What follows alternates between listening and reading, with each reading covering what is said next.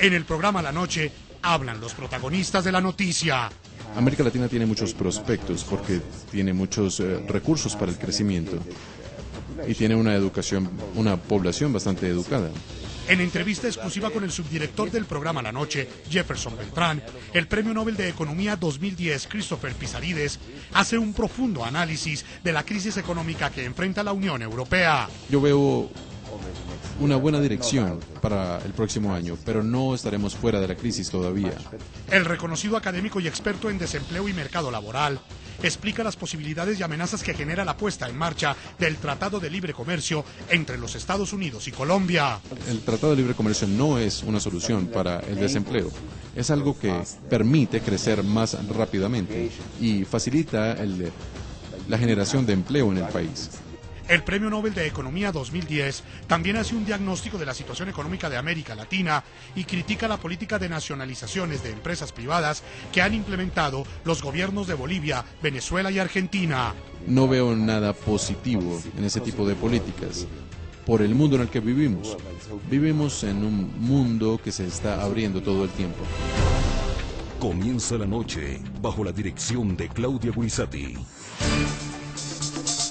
La noche bajo la dirección de Claudia Gurizati enciende las luces para que usted vea el punto clave de la noticia. Soy Juan Pablo Vieri, bienvenidos. La noticia: aumenta la preocupación y la tensión frente a la amenaza de crisis que enfrenta la economía en Europa. La noticia: la situación política y las soluciones planteadas y lideradas por Alemania y Francia son el centro de la atención mundial. El punto clave: el alto endeudamiento de Grecia, cuya economía enfrenta una profunda crisis, mantiene temblando a las bolsas europeas y al euro, cuyo futuro para muchos analistas es incierto y depende de que Grecia cumpla con sus compromisos fiscales. La austeridad en el gasto parece ser la solución dictada por Alemania para salir del oscuro túnel que atraviesa Europa. Pero yo creo que antes del final del partido, Europa puede hacer 2 goles. Uno, el primero, trabajando en contra de la deuda pública. El segundo, trabajando en favor de la economía real, en favor de industria, de pymes, de mercado interior.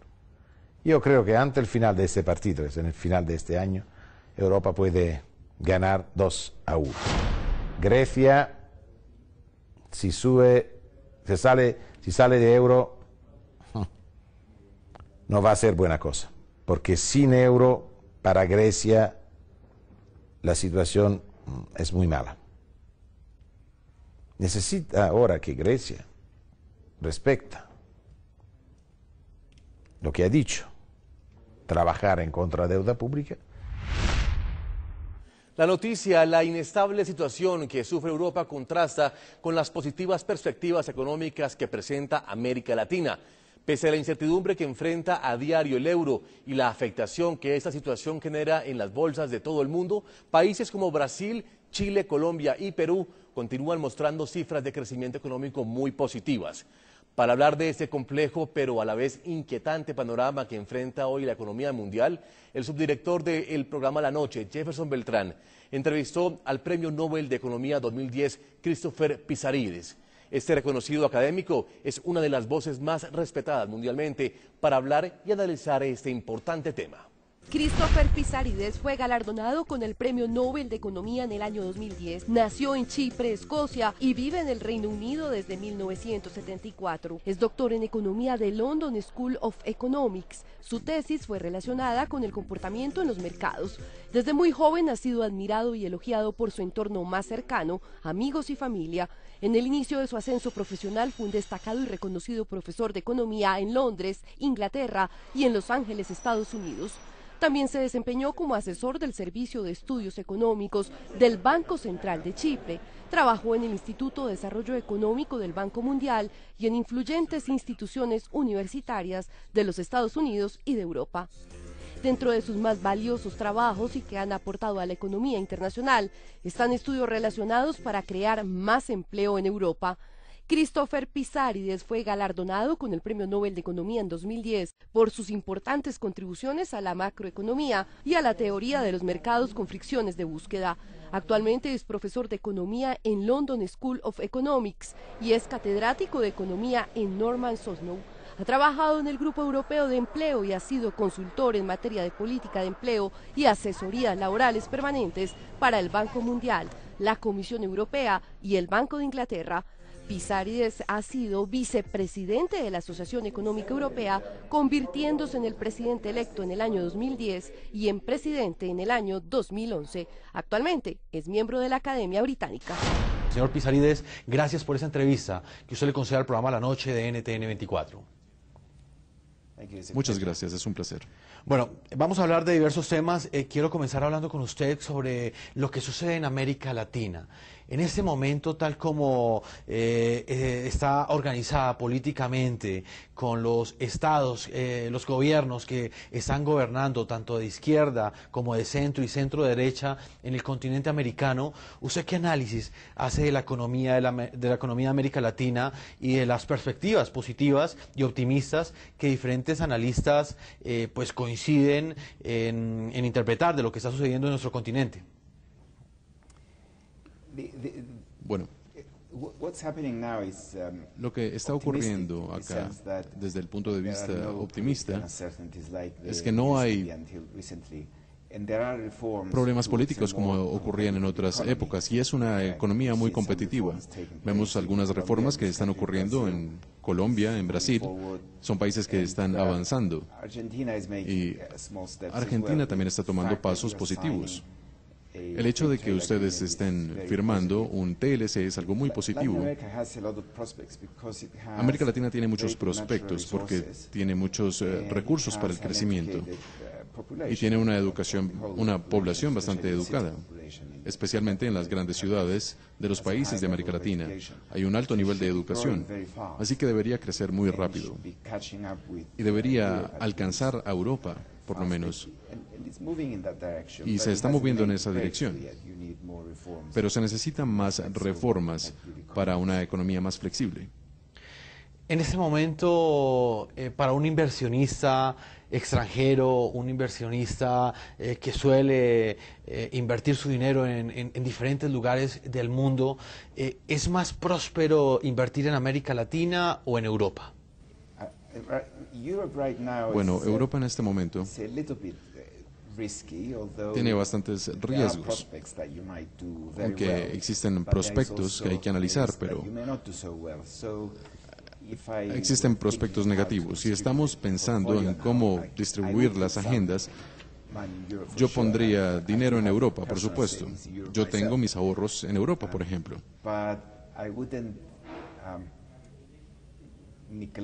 Pero no me retiraría de los países emergentes como América Latina y países como China, por ejemplo, porque allá las cosas deberían estar mejor que lo que ha estado ocurriendo en Europa, especialmente si lo están haciendo recientemente. Para un europeo como yo no creo que las cosas estén tan mal en Europa como para retirarme. Creo que las cosas estarán mejor porque yo vivo en Europa y en el Reino Unido. Pero para alguien que no tiene todos los gastos en Europa, no vale la pena poner todo su dinero en ese continente. Colombia entró al club de países que tienen tratado de libre comercio con los Estados Unidos. Así inició la era del libre comercio para el país suramericano con su principal socio económico. La bienvenida para el Tratado de Libre Comercio fue agridulce en Cartagena, mientras los empresarios colombianos y estadounidenses esperaban con expectativa el arranque del acuerdo binacional. En Bogotá fue objeto de un atentado terrorista el exministro colombiano Fernando Londoño, quien salió vivo del ataque. 2 de sus escoltas murieron y 50 personas más quedaron heridas. Sin embargo, los gremios de la producción en Colombia felicitaron la entrada en vigencia del acuerdo comercial.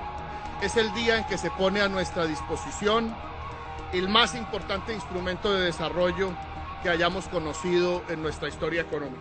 Yo creo que ahora pues arrancamos con un contrato y pues eso implica que ellos no pueden unilateralmente cambiar las reglas del juego. Estos son los puntos claves del acuerdo comercial de Colombia con los Estados Unidos. Serán eliminados los impuestos a las importaciones en el 99% de los productos industriales colombianos y el 82% de los provenientes de los Estados Unidos. Los aranceles serán nulos en 10 años para los vehículos, en 5 para productos de hierro y acero y en 18 años para el arroz y los trozos de pollo.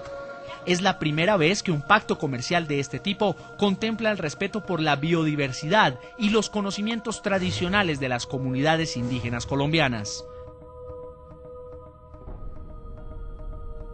En materia de servicios, el acuerdo facilita la movilización de proveedores en los dos países, especialmente en tecnologías de la información, y explorar oportunidades de negocios en turismo.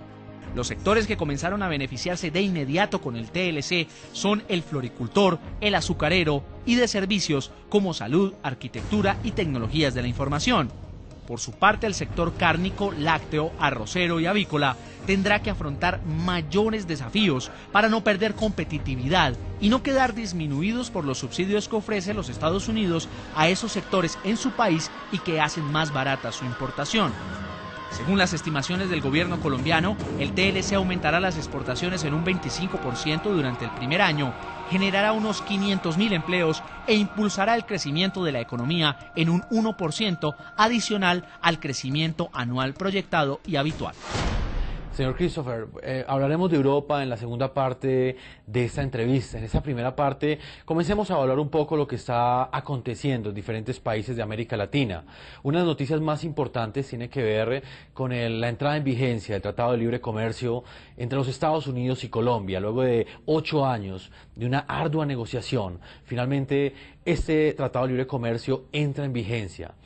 ¿Usted qué puede decir de aquellos que plantean que los tratados de libre comercio son la panacea o son la solución precisa para los problemas de desempleo que siguen enfrentando pues la mayoría de países de América Latina, inclusive Colombia, pese a que presenta un alto índice de crecimiento económico, un crecimiento económico sostenido en los últimos años, presenta unas cifras de desempleo bastante altas. Si relacionamos eso con el Tratado de Libre Comercio, ¿cree usted que este tipo de tratados son una solución para el desempleo? Usted que es un experto en temas de mercado laboral y que precisamente por una de sus investigaciones recibió el Premio Nobel de Economía en el año 2010. El Tratado de Libre Comercio es lo correcto, la vía correcta para el crecimiento. Los Estados Unidos es un mercado masivo y las posibilidades que se abren ahora para Colombia, para los negocios y para las empresas son enormes. Y también se puede tomar ventaja antes del Tratado de Libre Comercio, pero hay que tomar ventaja de las nuevas posibilidades, pero hay que crecer la competitividad de este país, porque los Estados Unidos tiene las mayores producciones del mundo y ahora están compitiendo con las industrias de los Estados Unidos para darle a este gran mercado. Tal vez creo que el Tratado de Libre Comercio no es una solución para el desempleo. Es algo que permite crecer más rápidamente y facilita la generación de empleo en el país. Pero hay que hacer otras cosas en el mercado laboral si se quiere disminuir el desempleo. La simple firma de este tratado no disminuirá el desempleo como tal. Bueno, señor Christopher, usted habla que hay que implementar otro tipo de políticas para que esos tratados de libre comercio no solamente signifiquen crecimiento económico, sino también este crecimiento económico se traduzca en mayor empleo para los ciudadanos, mayor empleo para la población. ¿Qué tipo, digamos, de consejos usted puede darle, digamos, al Estado colombiano para que no caiga, digamos, en esa contradicción? Que finalmente el TLC con los Estados Unidos genere mayor crecimiento económico, genere un mayor Producto Interno Bruto, pero ese crecimiento no se vea representado en mayores oportunidades de empleo para el conjunto de los ciudadanos.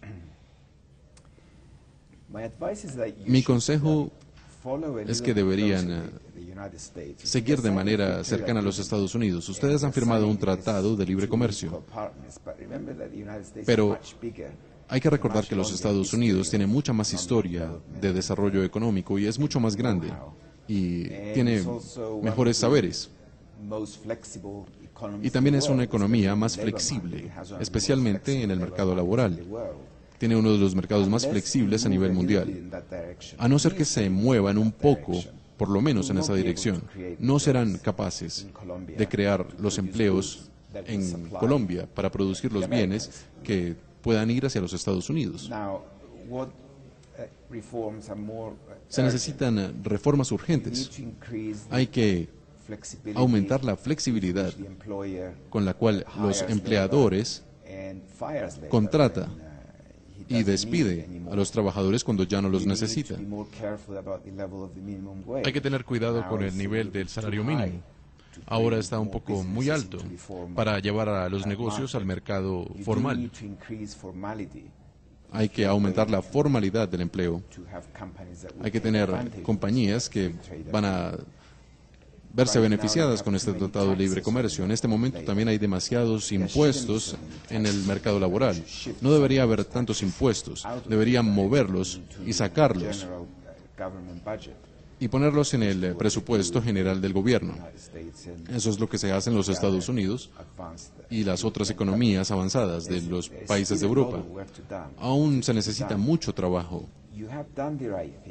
Han hecho las cosas correctamente en los mercados. Su competitividad ha aumentado y la manera como hacen los negocios en Colombia ha mejorado en los últimos años, sobre todo en el sistema bancario.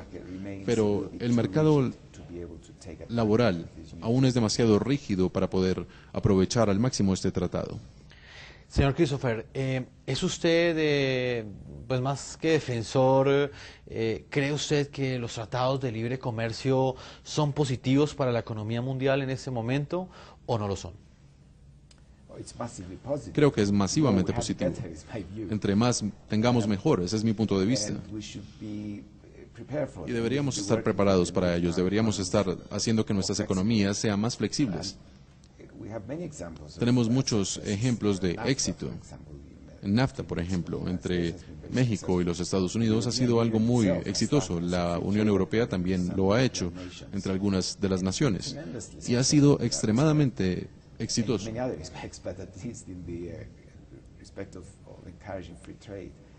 Con respecto a los tratados de libre comercio, la Organización Mundial del Comercio también está impulsando mayor comercio y está teniendo éxito. El comercio trae desarrollo económico y ayuda a especializar las cosas que podemos hacer mejor, tener mayor productividad en producción de bienes y activos y el mercado libre. Aún tenemos que trabajar, pero es claramente la dirección correcta. Hacemos una pausa en la noche. Cuando regresemos, el Premio Nobel de Economía 2010, Cristian Pisárides, analiza la situación que vive América Latina y habla sobre las nacionalizaciones de empresas y de la inseguridad de inversión en países como Venezuela, Bolivia y Argentina. Las recientes nacionalizaciones en Bolivia y Argentina son para algunos analistas un presagio de una tendencia regional que cada vez se expande con mayor fuerza en los países que conforman el denominado Bloque del ALBA. Otros analistas piensan que esto es apenas la confirmación de una creciente diferencia entre países latinoamericanos con sólidos perfiles de crédito y favorables climas de inversión frente a países donde esos elementos no están tan presentes. Venezuela. Según el CIADI, una dependencia del Banco Mundial, a Venezuela le conviene una estrategia de arreglos negociados en los casos sujetos al arbitraje internacional por expropiaciones.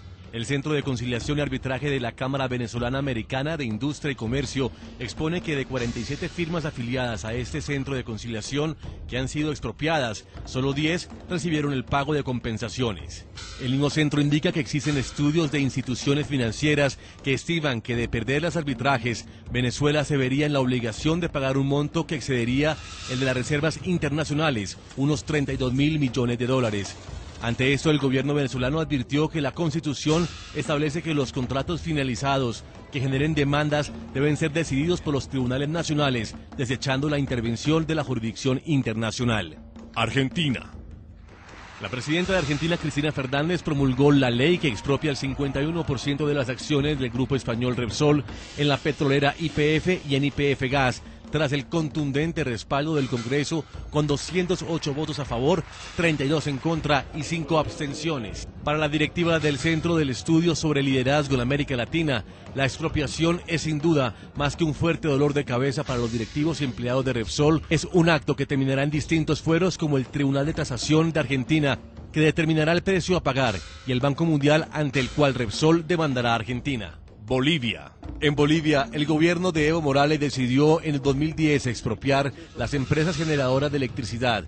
En el año 2012, para el mes de mayo, le tocó el turno a la transportadora de electricidad de capitales españoles. El ministro boliviano de Hidrocarburos, Juan José Sosa, informó que en un plazo de 180 días se procederá al pago de las acciones a la empresa española. El gobierno también precisó que la empresa expropiada invirtió unos 81 millones de dólares en 15 años de operaciones. Al mismo tiempo, Evo Morales expuso que su gobierno asumió esa decisión como un justo reconocimiento a los trabajadores y al pueblo boliviano que ha luchado, según sus palabras, por la recuperación de los recursos naturales y de los servicios básicos. El gobierno español manifestó que la decisión tomada por el gobierno de Evo Morales tiene poco sentido en un mundo global, y al mismo tiempo destacó que la dirección de la red eléctrica desde España se ha mostrado dispuesta a trabajar con las autoridades bolivianas para un acuerdo que compense la expropiación.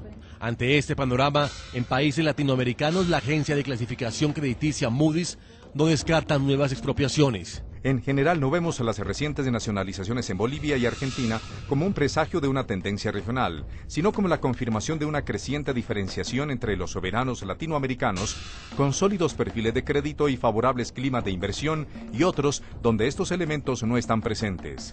Dadas las emergentes presiones sociales y políticas, nuevas expropiaciones no pueden descartarse. La agencia crediticia defiende que países como Chile, México, Brasil, Perú y Colombia tengan instituciones más fuertes. América Latina también avanza en otra dirección, así como hay países como Perú, como Chile, Brasil, inclusive Colombia, que presentan pues unos índices de crecimiento sostenidos, pues hay otros países que están en otra vertiente. Son países como Venezuela, como Bolivia, como Argentina específicamente. Una de las noticias que más ha centrado la atención mundial en las últimas semanas ha tenido que ver con esas nacionalizaciones, con esas expropiaciones que han hecho los gobiernos que están en este momento en el poder, como lo que sucedió en Argentina y Bolivia. En Argentina pues fue expropiada la petrolera de Repsol, la Repsol española. En Argentina y en Bolivia sucedió lo mismo, con una empresa de energía, una empresa eléctrica española en Bolivia. ¿Usted cómo analiza o qué piensa, digamos, de esas decisiones que toman estos gobiernos de expropiar? ¿Hasta dónde son positivas para sus economías y hasta dónde son negativas, tal como son entendidas en el contexto internacional? Me temo que no veo nada positivo en ese tipo de políticas por el mundo en el que vivimos. Vivimos en un mundo que se está abriendo todo el tiempo y que se está abriendo a través de los sectores privados, creciendo, haciendo crecer la competitividad y el comercio. Y eso incluye las empresas y los servicios. Entre más privatizamos, más mejoramos el ambiente para los negocios en su totalidad. Y así podremos ver el crecimiento y la manera de tomar ventaja de la apertura de los mercados y del crecimiento económico de los demás países. Para darle un ejemplo, el crecimiento de China ha dado grandes oportunidades para América Latina y para Europa, porque de repente existe este gran mercado de materias primas a bajo costo y nosotros estamos tomando ventaja de lo que ocurre en China. Lo mismo ocurrirá en India y eventualmente en África. Pero entre más tomamos ventaja de eso, tenemos que tener una economía competitiva que sea capaz de exportar otras cosas hacia esos países o hacia otros países para pagar por esas importaciones. Y si vamos a ser competitivos y nos movemos en la dirección correcta, tenemos que mejorar nuestra propia capacidad en el mundo. Tenemos que recostarnos en el sector privado y apoyarnos en ese sector. Eso es lo que vemos en todas partes. Lo vemos en Europa, lo vimos en Gran Bretaña. como ocurrió en los años 70 y de repente crecieron. También el Banco Mundial está diciendo que eso es lo que debería ocurrir. Lo mismo debería pasar. Esa es la manera de ir, más flexibilidad, más liberización para tomar ventaja del mercado libre en la economía global. Y en el caso, por ejemplo, de economías como la venezolana específicamente, que durante el gobierno de su actual presidente, el mandatario Hugo Chávez, ha venido implementando una serie de intervenciones, una economía más estatizada, un Estado que cada vez crece más. ¿Qué opinión tiene usted frente, digamos, a esas políticas públicas que llevan a los estados, algunos estados de América Latina, a engrandecerse en lugar de seguir esa corriente que manejó la economía de los 90, de prácticamente hacer el Estado cada vez más pequeño, engrandecerlo, como está sucediendo con Venezuela, que es asumir una cantidad, digamos, de responsabilidades que hasta hace unos años estaban siendo pues desmontadas de ese llamado estado de bienestar, que en algún momento fue la solución a muchos problemas que tenían los ciudadanos en América Latina? Bueno, no quiero decir nada desde el punto de vista político, no quiero tomar partido. Un presidente es elegido en elecciones democráticas y ha estado ganando las elecciones desde hace tiempo, así que está haciendo sus políticas en su país. Si vemos a Venezuela desde afuera, como un observador extranjero, tiene mucha fortuna de tener tanto petróleo. Si hace las cosas correctamente, debería seguir a los países más ricos del mundo. Y eso es lo que tenemos que preguntarnos. Tenemos que ponernos un poco por fuera de esa economía. Veamos una economía que está bendecida con tantos recursos naturales. Entonces, ¿por qué esta economía tan rica como cualquier país europeo o los Estados Unidos desearía, no se puede poner la culpa en una sola política económica para el crecimiento o en políticas económicas que conducen hacia el crecimiento? Las iniciativas del sector privado y tomar ventaja de estos recursos naturales, darle la infraestructura necesaria para el desarrollo económico. Eso es lo que esperaríamos. Deberíamos ver crecimientos de doble dígitos en Venezuela. Debería ser un país muy próspero. Señor Christopher Pizarrides, es evidente que los adeptos, los que respaldan ese tipo de políticas en el plano económico, justifican la implementación de ellas, me refiero a las políticas económicas implementadas en Venezuela, sobre la base de que el modelo económico capitalista pues no ha dado la solución esperada a los problemas de un conjunto de ciudadanos, o por lo menos no ha garantizado la igualdad que en algún momento se esperaba. Ese es el argumento utilizado por los adeptos o por los que respaldan ese tipo de políticas. ¿Qué evaluación usted hace del modelo económico en ese momento como tal que pues reina en el mundo? ¿Ha dado las soluciones precisas? ¿Está en proceso de darlas? ¿O definitivamente estamos a puertas de un fracaso, el capitalismo como tal? Si dejamos al capitalismo completamente solo, sin ningún tipo de intervención del gobierno, entonces va a crear demasiada falta de igualdad. Lo que hace bien el capitalismo es dar los incentivos necesarios para crear la riqueza, pero no es muy bueno para distribuir esa riqueza. Así que a las personas les gusta quejarse sobre la distribución de la riqueza en el capitalismo, pero tenemos modelos de economía que han utilizado el capitalismo para crear la riqueza y después a través del gobierno, a través de los impuestos, han redistribuido la riqueza de manera exitosa. Y cuando digo distribuir, no digo tomar el dinero de una clase de la población y dársela a otra clase, dando oportunidades a todos, dando asistencia social de manera gratis a través de los impuestos, como por ejemplo para la salud o el cuidado de los niños, los servicios sociales, hogares para los más pobres, y han tenido mucho éxito haciendo esto. Veamos países como Dinamarca, por ejemplo. Dinamarca tiene una economía muy flexible y es completamente capitalista para buscar las opciones de crecimiento, y prácticamente no tiene pobreza. Vean a Holanda. Otros países han seguido ese mismo ejemplo, tomando la base capitalista para crear crecimiento y después redistribuye. Suecia hace lo mismo, por ejemplo. Y así, podemos tomar varios ejemplos, podemos mencionar a varios países, incluso países más grandes, como Francia y Gran Bretaña y Alemania. Han tenido éxito porque son sociedades completamente capitalistas, pero dan servicios sociales a las personas más pobres de la población. Aquellos que critican el capitalismo, de la manera como usted lo menciona, son aquellos que tal vez miran directamente a los Estados Unidos, que Ha tenido un gran crecimiento desde el punto de vista de la desigualdad. y no ha tenido éxito para tener un ecosistema de asistencia social. Ha tenido mucho éxito en desarrollo económico, por supuesto, pero no es el modelo, no es el capitalismo que tenga mejores intenciones con las personas como el que acabo de mencionar en Europa.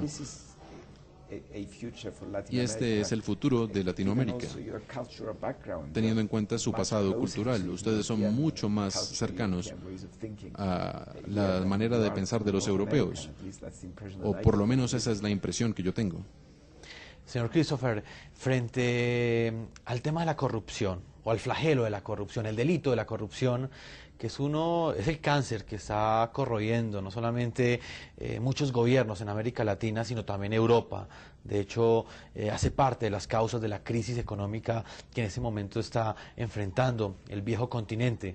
¿Usted cómo cree que la corrupción, en términos estatales, puede terminar afectando o destruyendo una economía? Y digamos, ¿qué diagnóstico hace de este flagelo en América Latina? ¿Cómo lo percibe usted desde los estudios que ha realizado?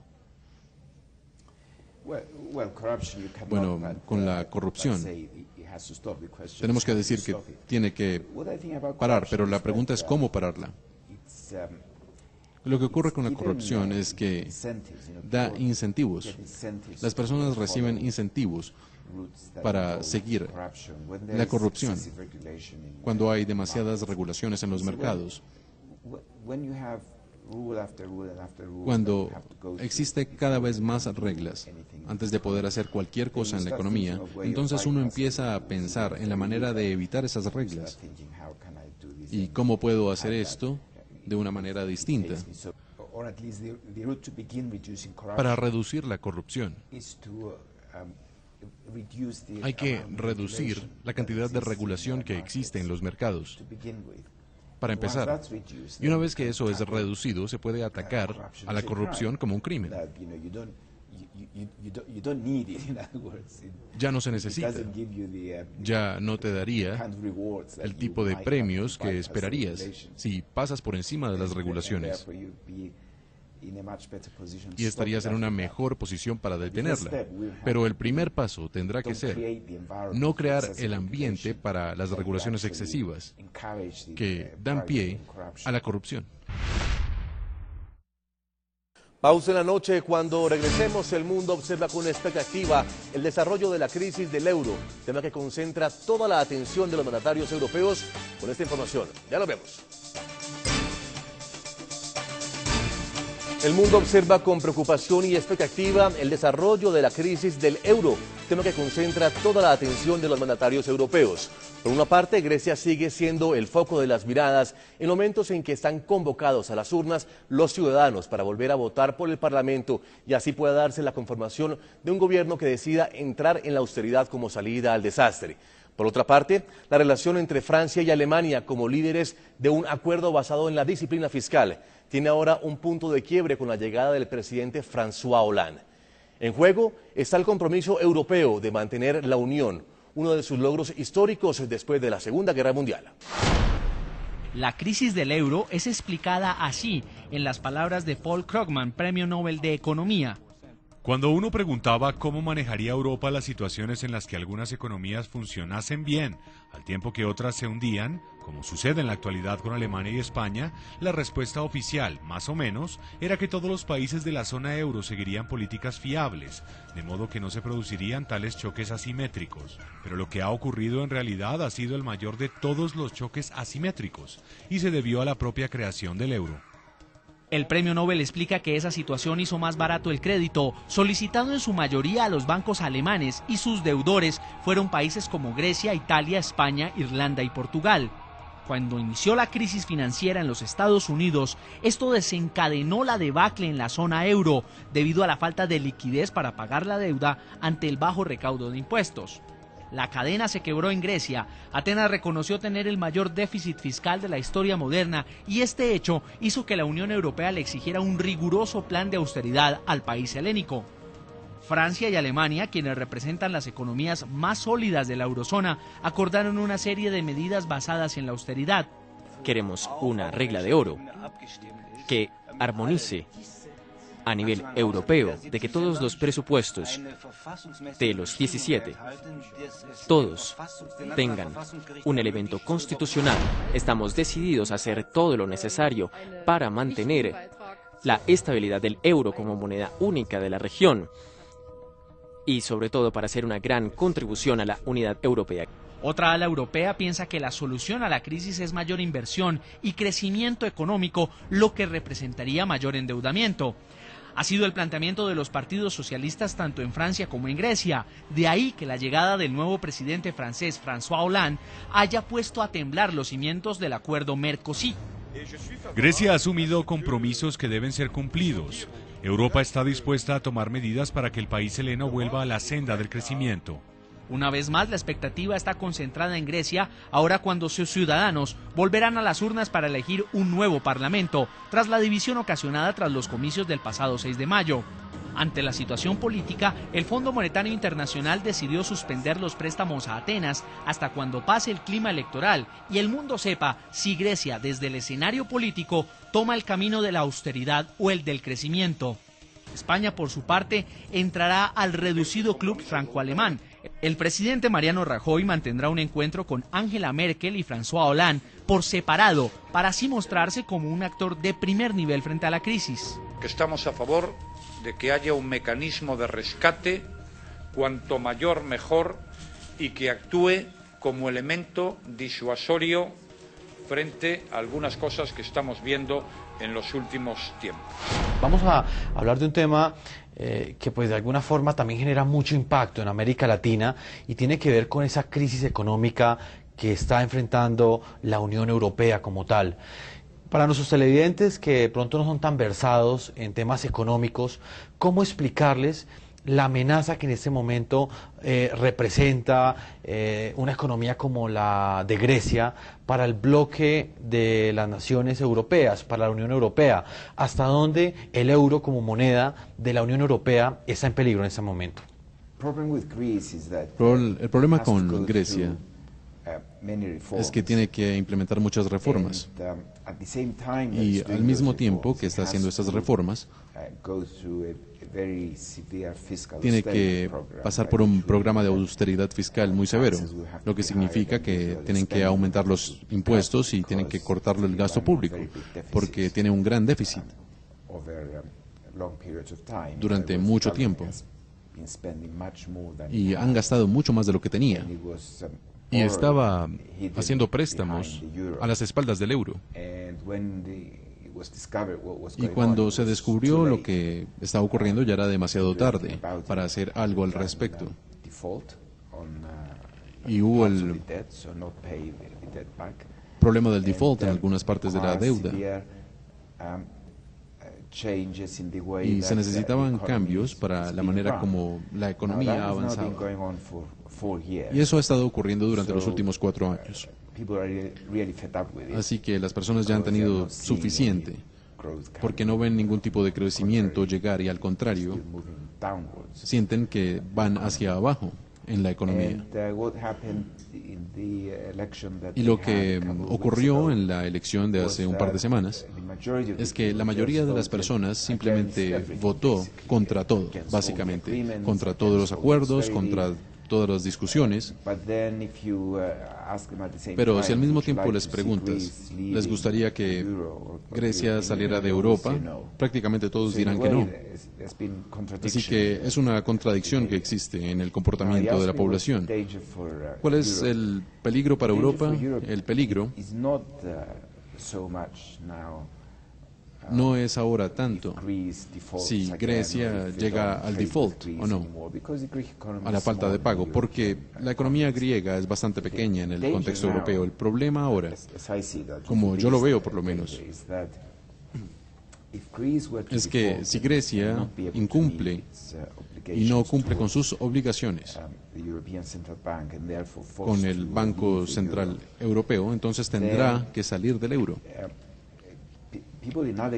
Y las personas de otros países comenzarán a preguntarse qué va a ocurrir a ellos si algo similar ocurre en sus propios países.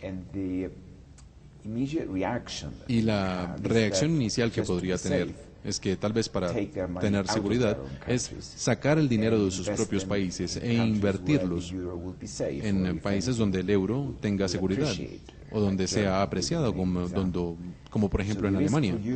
Así que el riesgo para Europa es que veamos una salida masiva de los depósitos de lo que llaman los países periféricos,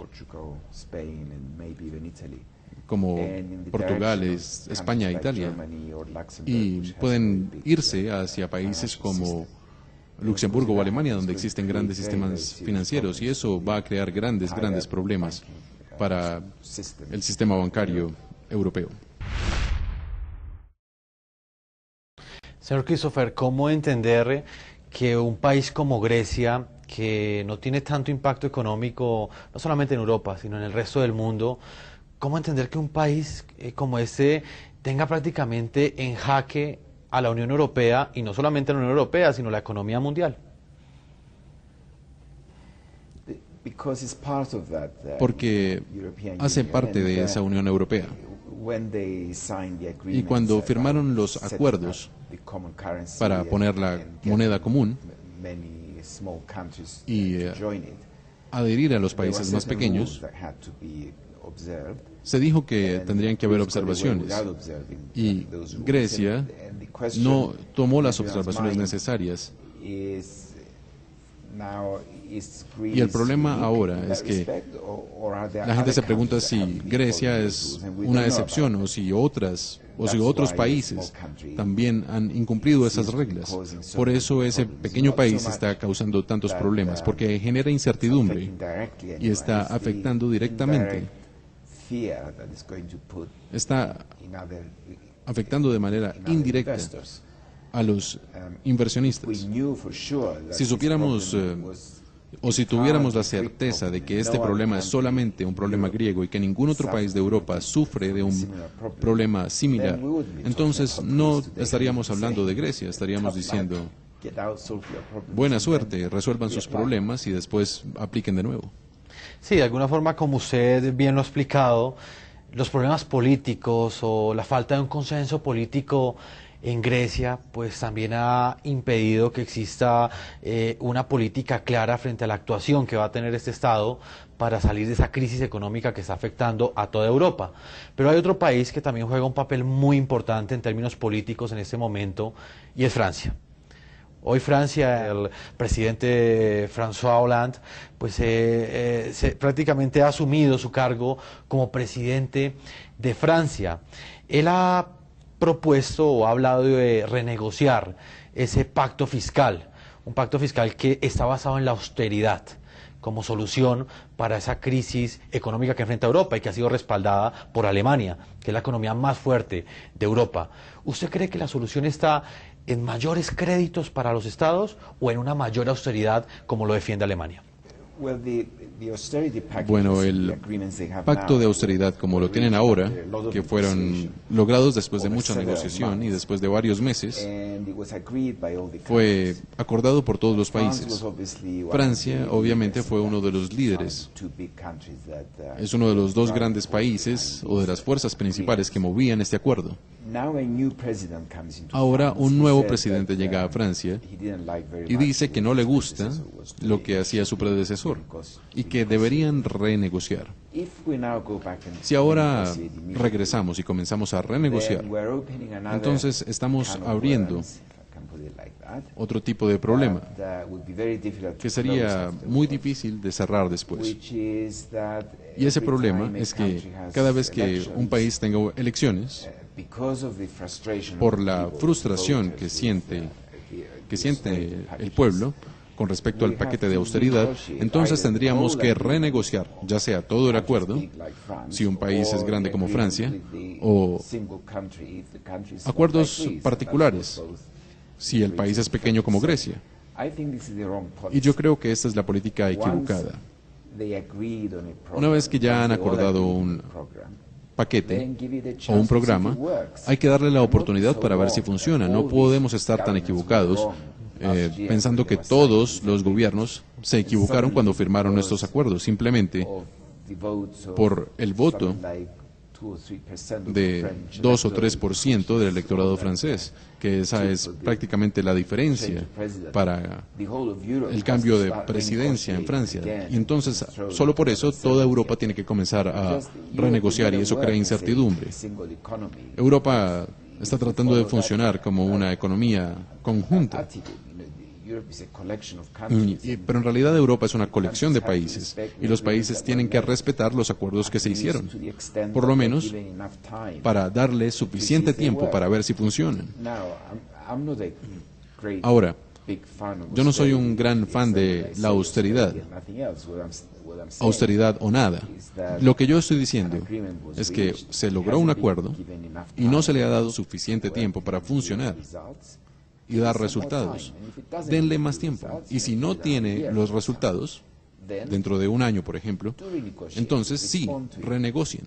¿Qué tan acertados son los análisis de aquellos economistas que afirman que, tal como está la situación en este momento, en Europa estamos a puertas de un fin de la zona euro y del peor cataclismo que haya podido tener el euro como moneda de Europa? ¿Es tan apocalíptico el panorama como para llegar a una conclusión de ese talante? No. Creo que eso va demasiado lejos. Existe un compromiso de los grandes jugadores de la zona euro y la zona euro va a continuar existiendo. Es un problema serio el que estamos atravesando, de eso no hay duda. Y hay que tener las discusiones sobre las posibles soluciones. La situación de Grecia es desesperada después de las elecciones. Necesitamos estabilidad política del Parlamento en Atenas. Tal vez se necesita una nueva elección con la base de que el pueblo como tal quiere mantenerse en el euro y por eso tiene que apoyar al euro. Pero, sin importar lo que ocurra ahí, para las grandes naciones, especialmente para Francia y Alemania, y también Italia, España y las demás, ellos están diciendo que quieren mantenerse en esta unión monetaria con una sola moneda, y van a hacerlo.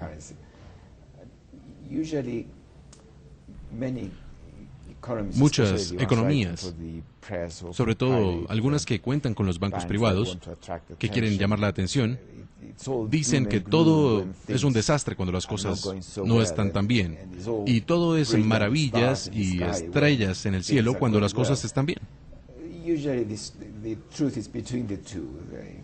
Así que existe esa diferencia entre los dos.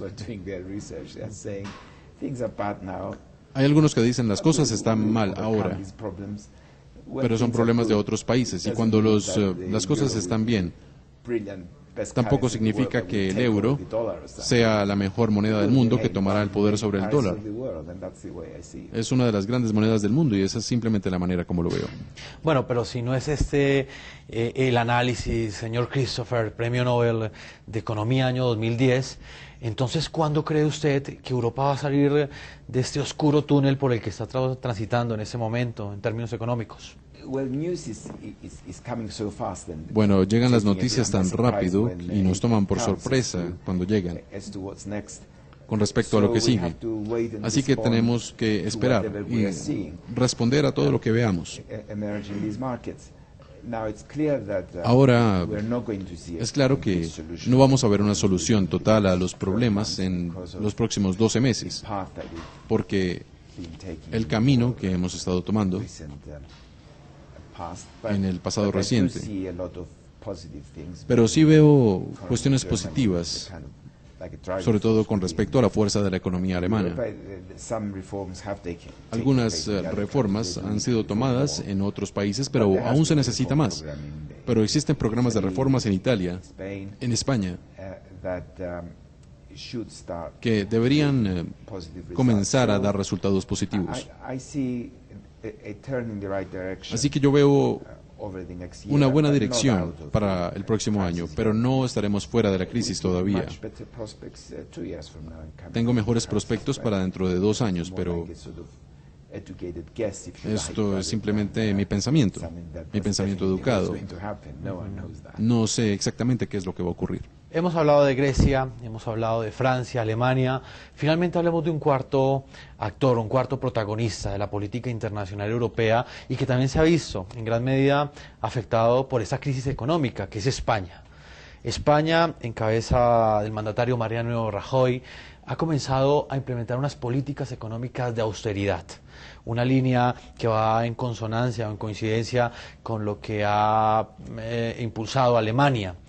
¿Usted cree que este tipo de políticas van a ser la solución para esa tasa tan alta de desempleo que enfrenta España, que ya ronda el 23%? ¿Cree que esta receta es la que finalmente permitirá a España salir de esa problemática, salir de esta crisis de empleo que vive en este momento y que afecta totalmente su economía? La austeridad es la manera correcta, es lo correcto en esta crisis económica en España, porque existen problemas en el mercado inmobiliario y ahora están peores y han creado daño colateral. No hay muchos préstamos en este momento y eso podría resultar en malos préstamos. El gobierno tendría que acudir a los bancos de rescate y habría una gran deuda y eso podría crear una situación igual a la de Grecia. Tenemos que evitar completamente esa situación y para hacerlo hay que implementar las medidas de austeridad. Con respecto al problema del desempleo, eso no tiene una solución inmediata porque es demasiado alto y porque está muy ligado al sector de la construcción. Las personas que trabajaban en ese sector que no han podido volver a encontrar empleo. Pero además de las reformas del mercado laboral, se necesitan muchas más reformas difíciles que significan integrar las dos partes del mercado laboral español. Una parte tiene una seguridad completa de su empleo y yo no justifico ese tipo de actividad. Y también está la parte que es la nueva generación que llega al mercado laboral y a la cual se le da contratos temporales y con salarios muy poco atractivos. Y esas personas no quieren renovar después de un máximo de 4 años, incluso menos, porque existe este sector de la sociedad que tiene su empleo seguro hasta que esas restricciones no sean una acción política. Señor Christopher Pizarrides, Premio Nobel de Economía año 2010, le agradezco ese tiempo que usted le ha concedido al programa La Noche de NTN 24 y a toda nuestra audiencia en América Latina. Es un honor y un privilegio tener la oportunidad de hacer una entrevista tan larga como la que usted nos ha concedido sobre los temas más importantes de la economía que no solamente afectan a América Latina, sino que hoy son el centro de atención en Europa. Muchas gracias, señor Christopher. Muchas gracias. A todos nuestros televidentes los invito a que envíen sus comentarios a www.ntn24.com. Escriban en Twitter, @NTN24, a Segurisati NTN24. La noche seguirá encendiendo las luces para que usted vea el punto clave de la noticia. Buenas noches.